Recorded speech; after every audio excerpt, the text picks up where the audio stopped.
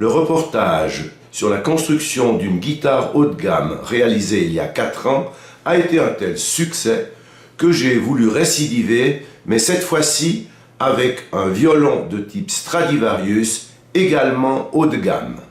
Je suis donc retourné à Sierre voir Dieter Hillever afin de discuter avec lui des conditions de ce reportage. Je souhaitais qu'il n'y ait aucun secret de fabrication, que l'activité soit essentiellement manuelle. J'ai voulu faire ressortir la patience, l'habileté, la minutie, la passion de l'artiste. Avec Dieter, vous pouvez construire votre propre instrument, violon, violoncelle, guitare. Il se ferait un plaisir de vous recevoir. Pour ce film, on va construire un violon qui est basé sur le modèle d'Antonio Stradivari, un violon qui a été fait en 1716, c'est le modèle Mediceo. Je choisis celui-là parce que c'est celui-là que je fais avec mes élèves et qui est très bien pour montrer tous les gestes et travailler le plus symétrique possible. Alors ici devant moi, on voit tous les espèces de bois qu'on va utiliser. Vous voyez qu'il n'y en a pas beaucoup, c'est l'érable et l'épicéa. L'épicéa, c'est un bois d'ici qui vient de Suisse. Ça va être la table où on va avoir les ouïes, où on va avoir le chevalet. Et le reste, c'est presque tout de l'érable. Ça va être le manche. Ça va être le dos. Ça va être les éclisses. Et après, on a ici la touche qui est faite en ébène. Et ça, c'est des bois qu'on va utiliser pour faire les tasseaux. Et ça, je fais en tilleul. Pour le collage des pièces d'un violon, on utilise la même colle qu'il utilisait Stradivari. Donc ça fait 300 ans qu'on utilise les mêmes recettes, même plus. Et c'est basé sur un colle chaude. Ici, on a une colle colle d'os. Et ici, j'ai un mélange où j'ai colle d'os ensemble avec colle de peau. Pourquoi les deux variantes? La colle d'os, c'est une colle que j'utilise surtout pour les collages que je dois encore pouvoir réouvrir facilement. Et celui-là, il est plus tenace et je fais ça pour les pièces qui peuvent rester collées pour le reste de leur vie. 1/3 de granulé et 2/3 d'eau forment un mélange qui va gonfler en 1 heure, puis sera placé au bain-marie.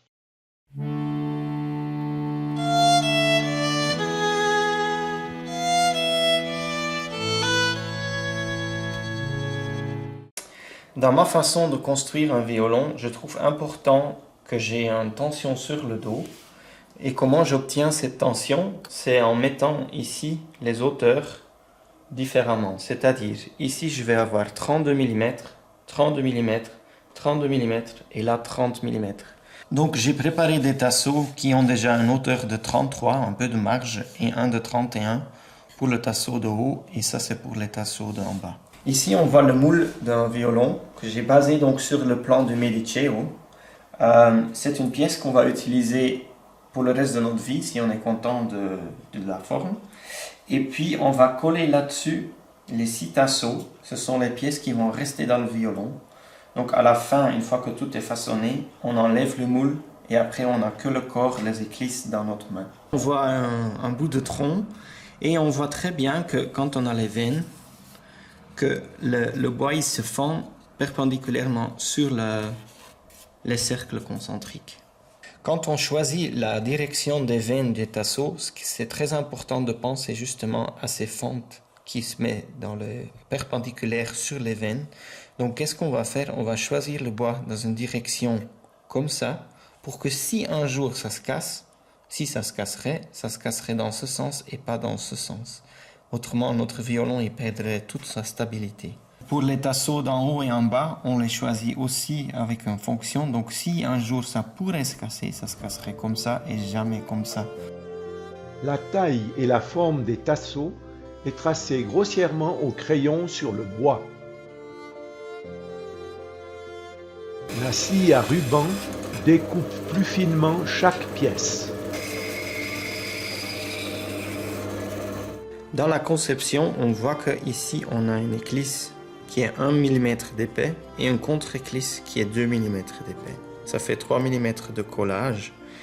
Une contre-éclisse, et 7 mm d'eau à la fin, entre 6 et 7 mm. On voit qu'on va coller les tasseaux à une certaine hauteur. J'ai fait 2 cales de 8 mm, ce qui est 1 mm de plus que la hauteur des contre-glisses. Et à ce moment-là, les tasseaux auront direct la bonne hauteur. Les tasseaux sont poncés pour un ajustage adéquat sur le moule.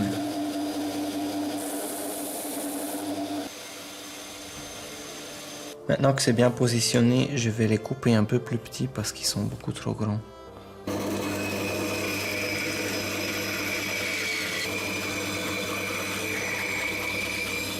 On voit que j'ai léché un tout petit peu de jeu là, c'est pour faciliter quand on sort le moule à la fin. La colle est à bonne température, le collage des tasseaux peut commencer.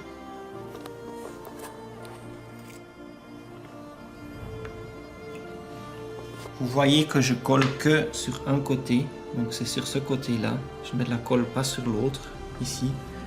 C'est aussi pour faciliter la sortie du moule.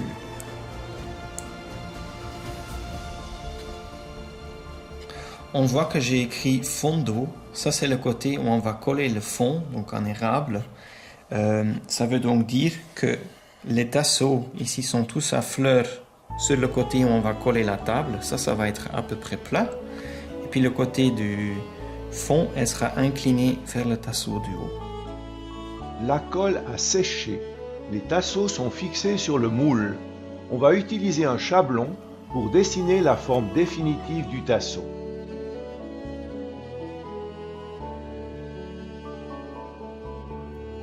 C'est maintenant au tour de la gouge ou de la lime d'entrer en action. Un travail de précision. Il ne faut surtout pas se louper.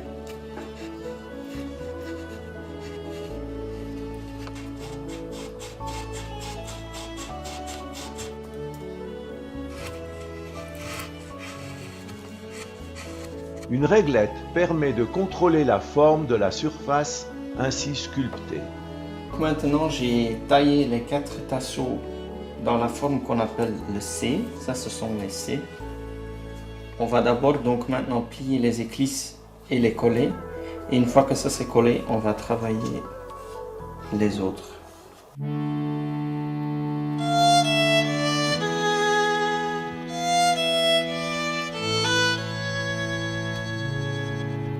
Donc ici, j'ai un bout de bois qui est du même arbre que le dos. C'est aussi de l'érable ondé et on va couper là-dedans des éclisses. Première opération, le rabotage. Deuxième opération, le débitage en lamelles. Et voilà, la colle des tasseaux a séché. Alors pour les éclisses, ce qui est important, c'est regarder l'orientation des ondes et de les mettre de cette manière que on fait un ordre qui nous plaît. Moi j'aime bien que les ondes ils descendent depuis le dos comme ça, dans ce sens, là comme ça et là de nouveau comme ça.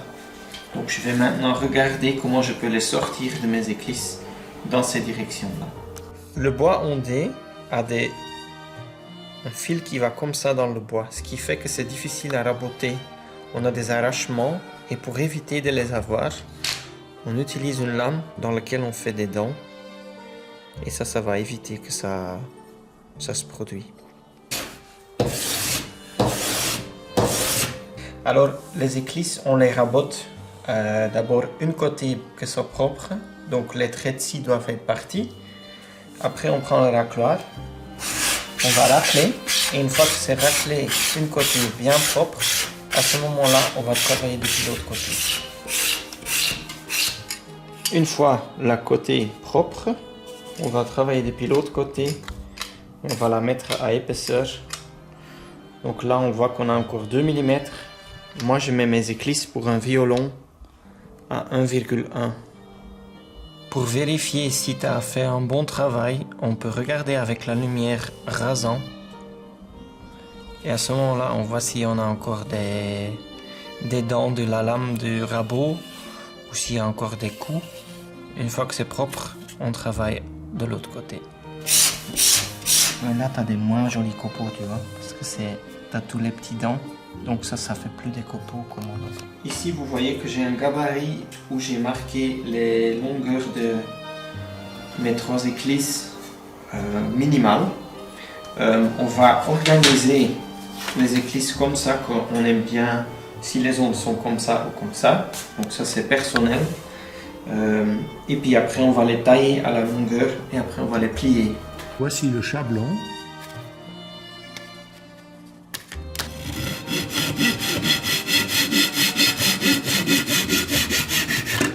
Ici, on voit l'orientation des ondes. Donc là, ils vont comme ça. Là, ils vont aller comme ça. Et là, je vais de nouveau les laisser aller comme ça. Voici le fer pour plier les éclisses. Donc quand je gicle ou quand je laisse une goutte tomber dessus, elle doit faire ça. Elle doit faire de partir. Si j'ai des perles d'eau qui se baladent sur le feu, c'est que c'est trop chaud. Ça, c'est parfait.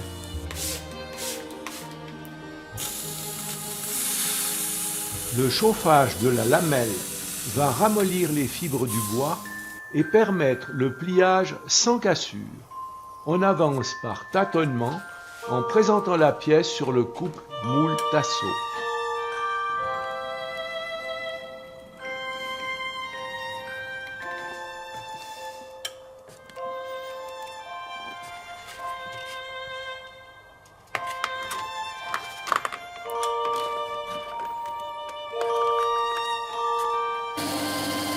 Avant de pouvoir coller les éclisses, il faut maintenant poncer les tasseaux.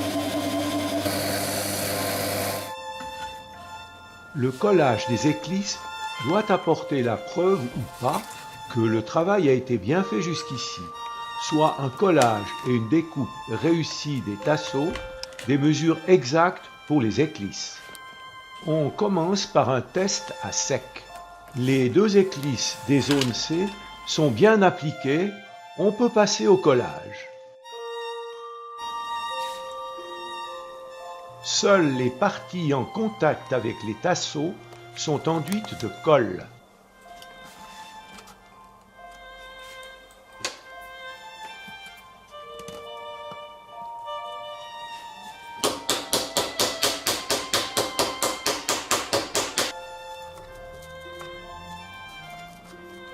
Avant d'attaquer le collage des éclisses aux 2 extrémités de l'instrument, on va marquer au crayon les éclisses en place afin de les couper à la bonne distance. Maintenant, on va relier les 2 pointes qu'on a dessinées dessus.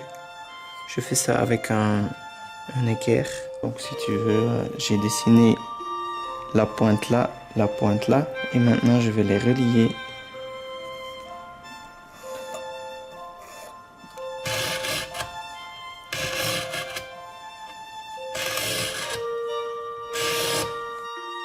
Avec notre gouge, on va maintenant couper jusqu'à notre ligne qu'on a dessinée dessus. Et on va prendre celui-ci avec, tu vois, que ça soit tout dans le même arrondi.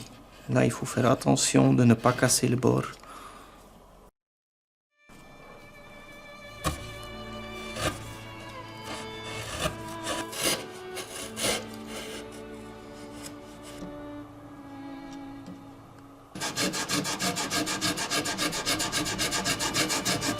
Pour faciliter ce job, pour ne pas que ma lime elle fait comme ça, je fais attention quand je coupe avec la gouge, que je creuse un tout petit peu plus au milieu. Comme ça, ma lime elle pose là et là, et puis au milieu elle touche pas. Et comme ça, j'ai un bon plat, un bon surface. Pour avoir une meilleure surface de collage, on peut tracer avec un couteau des petites traces.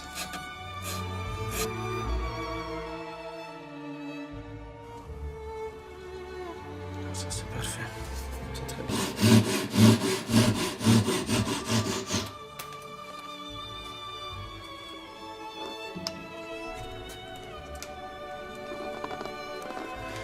Je laisse ça avec une sorte de jeu.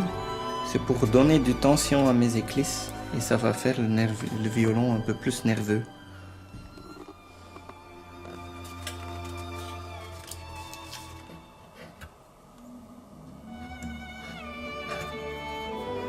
On voit que c'est trop long, alors je vais couper ce qui est en trop.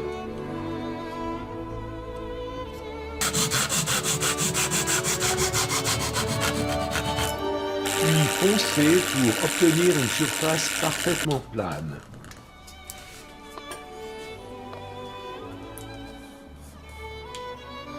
Donc là, on voit que le joint il est parfait. Et maintenant, je vais vous montrer la tactique pour les coller bien ensemble, que ça reste un joli joint. La technique, c'est que tu les fais chevaucher 1 mm à peu près. Donc ici, ils se sont chevauchés pour à peu près 1 mm. Après, j'ouvre, je lâche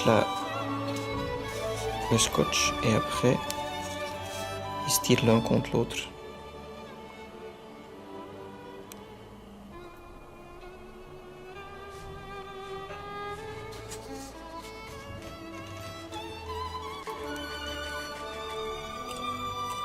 Je mets d'abord un peu de colle sur le bois de bout ici de l'éclisse.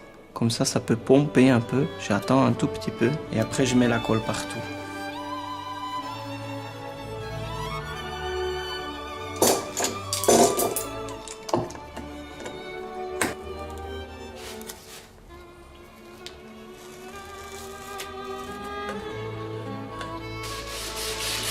Mise à niveau des tasseaux et éclisses par ponçage.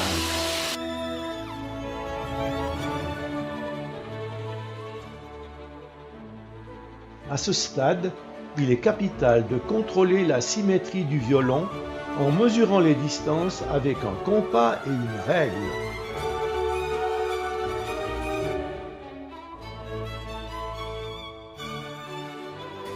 Maintenant que j'ai dessiné mes coins, je vais les raccourcir pour éviter que je vais casser les coins quand je viens travailler comme ça. Je coupe depuis ici un petit biseau que je laisse un tout petit peu plus haut que ma ligne.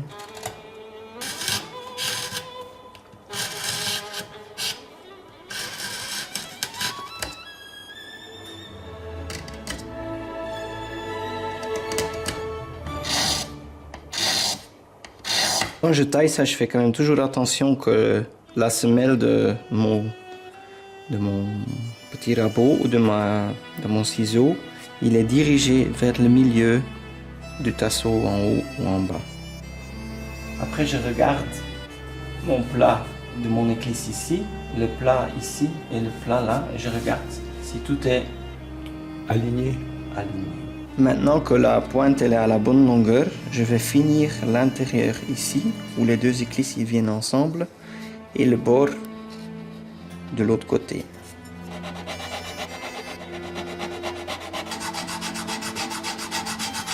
Ce que j'aime bien, c'est que l'intérieur de la pointe elle est bien aiguë, donc la ligne ici elle devient très aiguë, et de l'autre côté ici on va juste quelquefois passer avec une lime toute fine, on passe et on casse, que ce soit pas trop coupant de ce côté.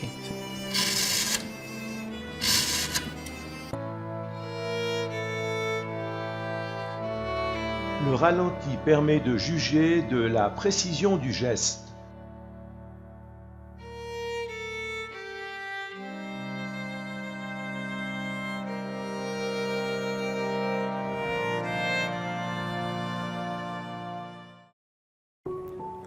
On va vérifier si les coins ils ont tous les mêmes épaisseurs.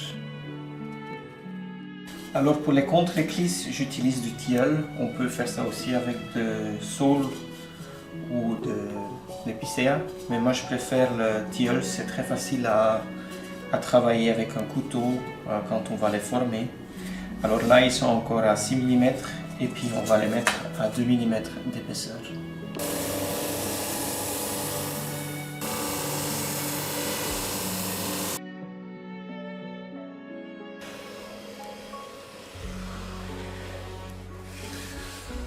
Maintenant qu'ils sont à 2 mm d'épaisseur, je vais tirer des bandes de 8 mm de haut.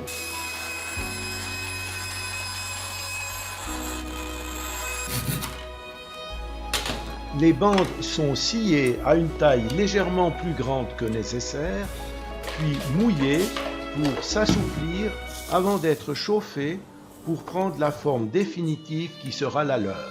C'est le même principe que pour les éclisses À un détail près, le maître a une technique plus raffinée qu'il va vous exposer.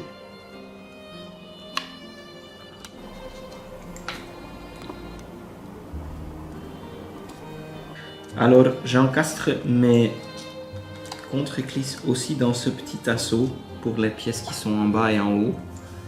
Je trouve que ça tient mieux. Il y a deux méthodes. La première, la plus simple, coller la contre-éclisse sur l'éclisse à fleur contre le tasseau. La seconde, incruster la contre-éclisse dans le tasseau, solidifiant ainsi la construction. Je vais marquer la longueur. Je la scie, la coupe. Et après, je la positionne au bon endroit. Pour après dessiner l'autre côté. Je glisse des petits bouts d'éclisse dessous parce que je sais que pour moi, ma manière de faire, que la hauteur après, elle sera bien égale partout.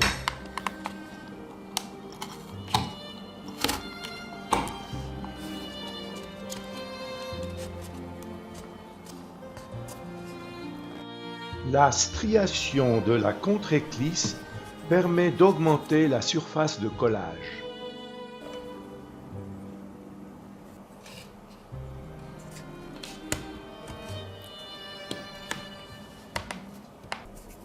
L'alignement de pince à linge garantit le collage parfait.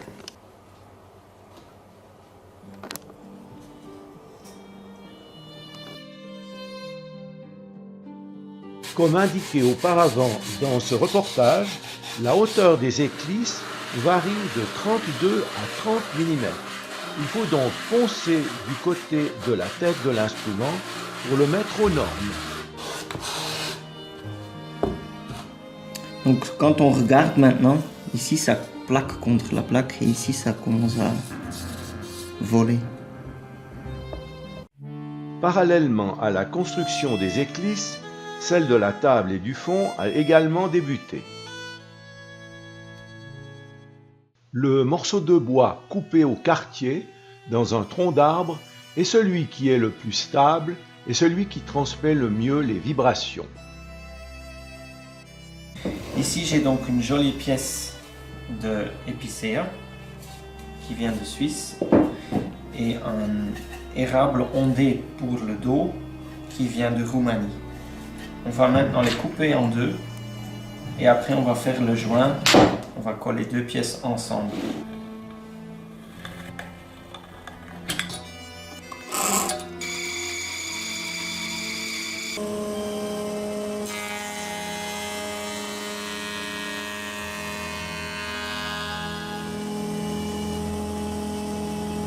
On voit les deux pièces, ils étaient ensemble comme ça. Maintenant on en a deux et on va faire maintenant le joint entre les deux pièces. C'est un peu la colonne vertébrale de l'instrument, donc ça doit être super bien fait. Je vais maintenant préparer des petits entailles dans lesquels je vais pouvoir mettre mes serre-joints le moment que je vais coller le joint.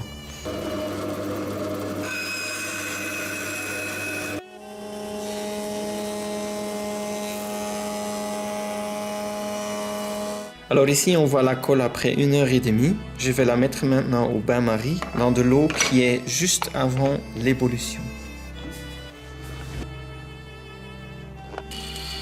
La tranche de la planche où l'on va appliquer la colle doit être parfaitement lisse et plane, ce qui va nécessiter de nombreuses coupes de rabot. Pour tester mon joint et regarder s'il est bien, je regarde devant la lumière. Je peux le faire sur le collage entier, comme ça.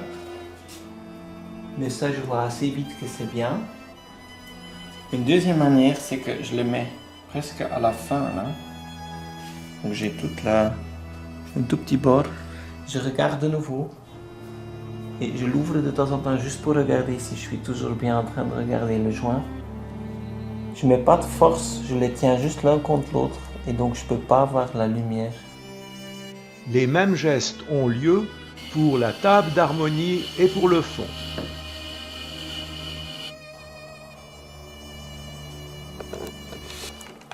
La colle est maintenant fondue.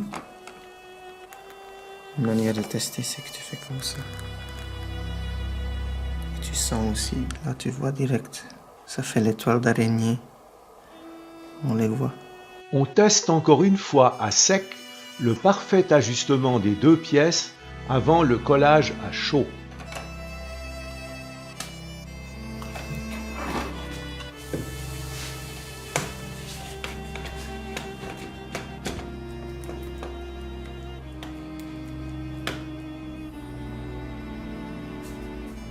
Dernier coup de pinceau pour permettre un collage parfait, gage de solidité de l'instrument et de la bonne transmissibilité des vibrations. La même opération est faite pour la table d'harmonie et le fond.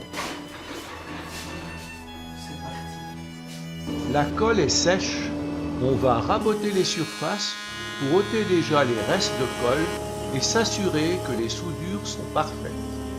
Puis maintenant, je vais dessiner ça sur le fond et sur la table. L'avantage d'avoir bien fini les éclisses, ici bien droite et aussi ici bien droite, me facilite vraiment de trouver de nouveau le milieu de mon violon. On va dessiner deux lignes, une contre le violon. Pour le second circuit, on utilise une rondelle dont le bord intérieur est à 2,3 mm du bord extérieur.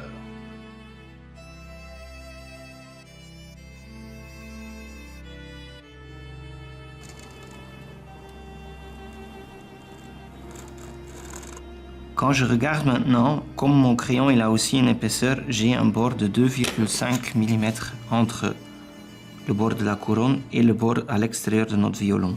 Quand on regarde les coins, quand on les passe avec la rondelle, ça fait pas un joli coin, c'est pas du tout joli. Alors on fait un gabarit qui est basé sur l'original, qu'on peut regarder, les mettre à l'endroit, puis après on dessine comme ça le coin. Ce système, ça nous garantit des coins qui sont réguliers et symétriques l'un à l'autre.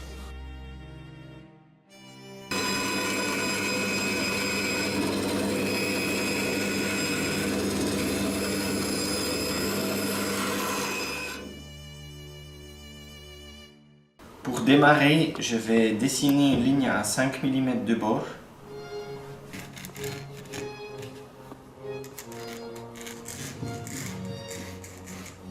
Là, je voudrais bien qu'elle soit autour de 16 mm d'épaisseur et là j'ai encore 20 mm, donc il y a aussi encore à enlever. Alors pour faire l'ébauchage du fond, j'utilise une technique qui m'a fait sauver énormément de temps. C'est une lame de Arbortech. Elle a des petites pièces là qui coupent. Et puis une fois qu'on connaît la voûte, ce qu'on veut faire, c'est un énorme gagne-temps par rapport à avant. Avant, ça me prenait une journée pour ébaucher partout, tandis qu'ici, avec ça, j'ai fini en 20 minutes.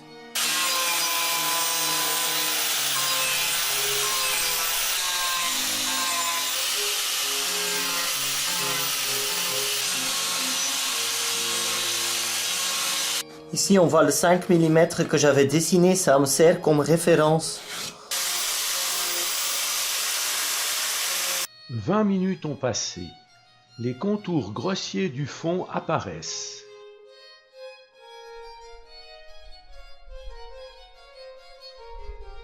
Alors la table, j'aime bien encore faire à l'ancienne avec la gouge, parce que c'est un travail qui me fait beaucoup de plaisir, c'est très simple à faire. J'aime bien le bruit qui va avec et j'aime bien voir les copeaux sauter. Je pars avec un petit dessin. Comme la table elle est assez plate au milieu, je dessine ça et je vais travailler là autour.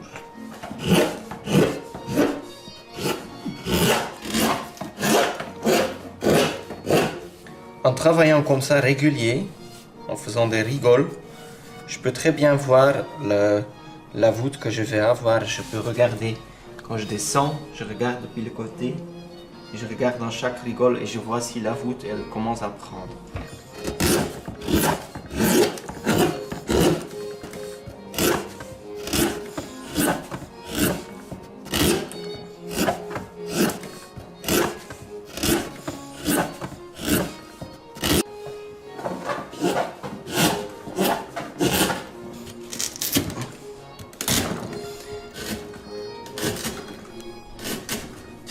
À gauche, la table, à droite, le fond. On voit maintenant que j'ai un peu qui dépasse sur le bord dessiné. Je vais la poncer avec la machine grossièrement un peu en biais. Et après vous allez voir pourquoi je l'ai fait en biais quand je fais la prochaine étape.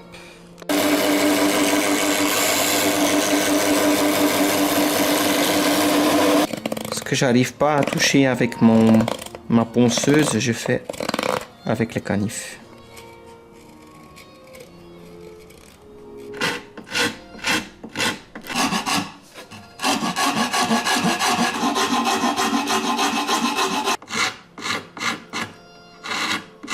La table et le fond sont collés provisoirement sur les tasseaux afin de pouvoir tailler confortablement les bords.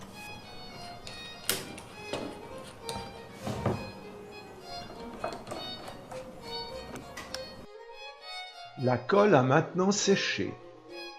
On dessine une ligne au crayon sur les bords internes de la table et du fond. Comme la tranche de la table et du fond a été coupée en biais, en rabotant et ponçant à plat, le point de repère pour s'arrêter, c'est la disparition de cette ligne au crayon.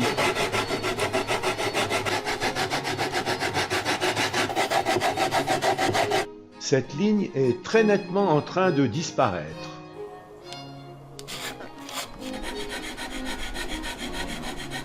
Une fois que j'ai fait le gros travail parallèle, je vais quand même vérifier encore une fois ma ligne de chaque côté.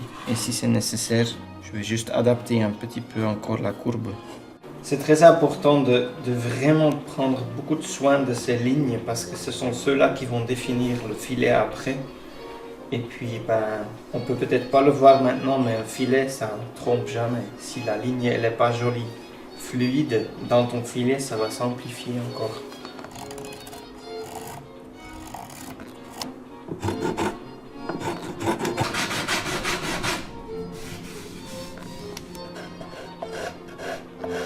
Pour sentir les bosses, on frotte avec 3 doigts sur la tranche du fond ou de la table.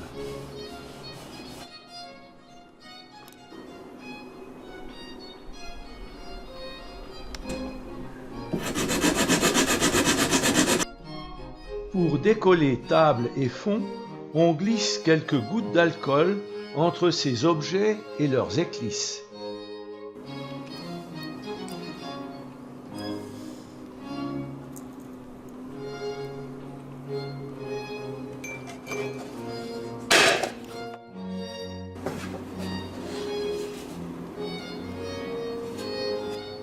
Je vais maintenant régler mon Trusca à 4 mm.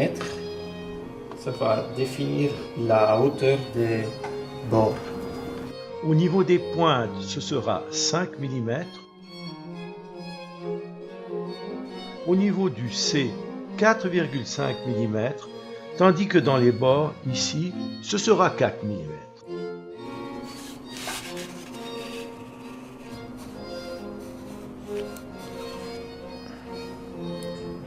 Maintenant, je vais raboter avec un rabot bombé jusqu'à ce que je touche ma ligne partout. Et après, je vais faire un plat qui va être la zone du filet.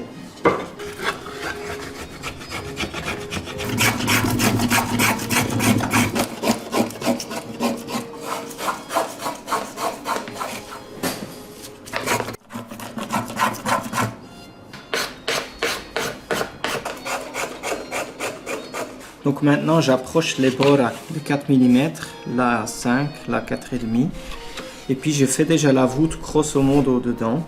Ce que je fais quand je regarde le dos et quand je sculpte le dos, c'est que j'ai un 8 en tête.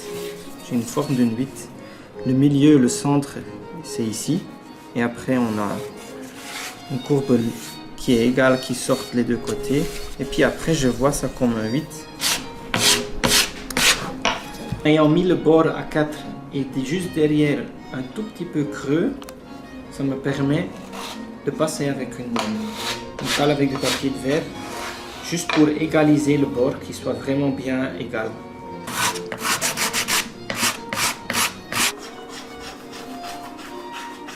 Cet appareil permet de mesurer l'épaisseur du fond. Alors ici, vous voyez mon outil pour tracer le filet. Ces deux petites lames qui ont la bonne distance avec le guide.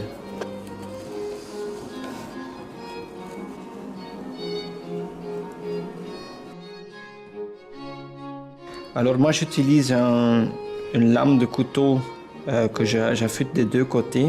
Sa pointe est émoussée pour éviter qu'elle ne se casse accidentellement.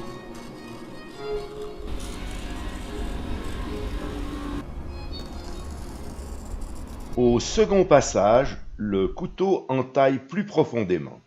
Très important, bien couper perpendiculairement à la surface du fond. Un petit bédane permet d'extraire le bois situé entre les deux lignes. Il faut veiller à ce que le fond de la rainure soit bien plat et assez profond pour recevoir le filet. Le filet choisi est fait de 3 couches, 2 noires encadrant une blanche, de respectivement 0,3, 0,6 et 0,3 mm. Taillé en biseau, il permet des raccords parfaits. Lorsque l'on coupe bien verticalement avec le couteau, les bords de chaque côté de la lame forment une petite surélévation qui va disparaître au collage du filet, aidant à souder les deux pièces ensemble. Comme pour les éclisses et les contre-éclisses, le filet est chauffé pour sa mise en forme, puis présenté pour être coupé à la bonne longueur. Ici on voit que celui-là il arrive là, et l'autre il se cogne contre, là il y a un angle. Alors moi je vais juste adoucir ce petit virage. Quand on regarde maintenant cette ligne ici, ce n'est plus un angle, mais c'est une courbe qui est arrondie ici. Pour cela, il faut calculer le bon angle de biseautage. On arrive avec les deux pièces et on les pousse dedans, comme ça. Et ça nous fait une pointe parfaite. Tout est maintenant prêt pour le collage.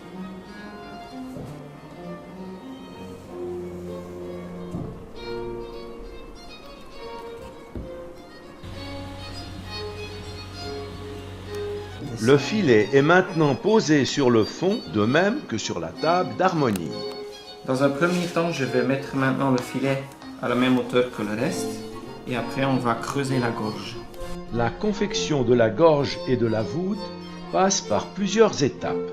Premièrement, un creusement de la table ou du fond selon le trait bleu en dedans du filet. Dessin numéro 1. Deuxièmement, un creusement selon le trait rouge. Dessin numéro 2. Troisièmement, un creusement selon le trait vert.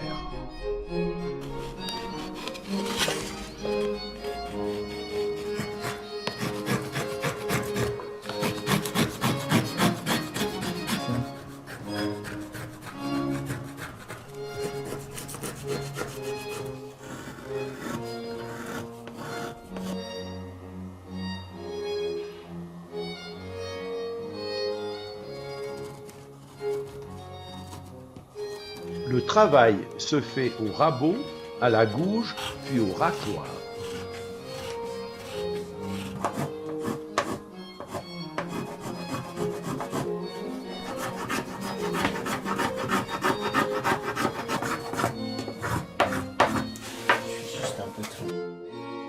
Quand on fait les voûtes à l'italienne, il y a un va-et-vient de la courbe qui est très très souple.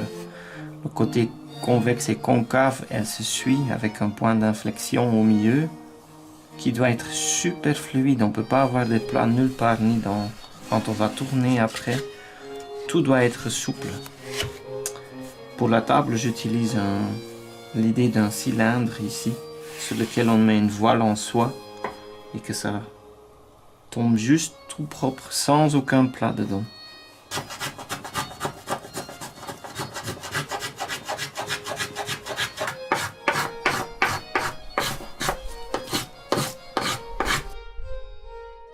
La lumière d'une vieille lampe à incandescence projette l'ombre d'une règle sur la voûte, permettant d'observer toute irrégularité du relief.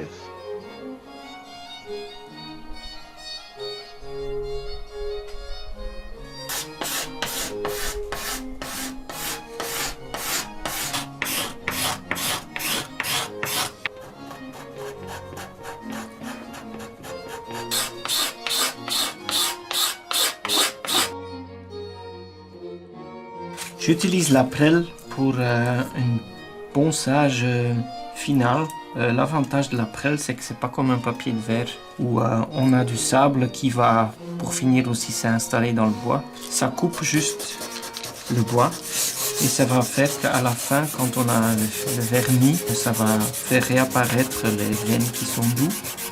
C'est ça le but. Donc c'est pas comme un papier de verre où tout est dans le même lisse. Non, on veut à la fin qu'on voit les petites veines réapparaître dans le vernis.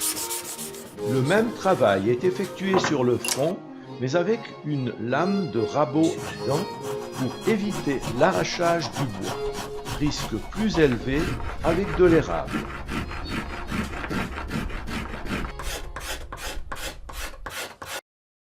La table et le fond ont une voûte à l'extérieur, mais doivent aussi être creusés à l'intérieur selon des mesures précises indiquées sur ces schémas.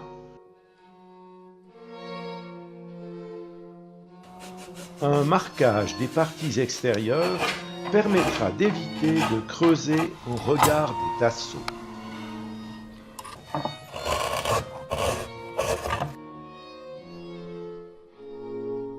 Ici, quand je travaille l'intérieur, je dois faire attention à cette pièce-là. C'est la languette qu'on va avoir des huiles, qui va de l'autre côté être creusée, donc je dois laisser plus de matière à l'intérieur.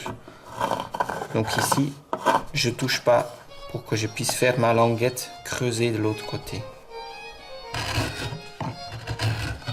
Après les gouges, c'est la danse des mini-rabots.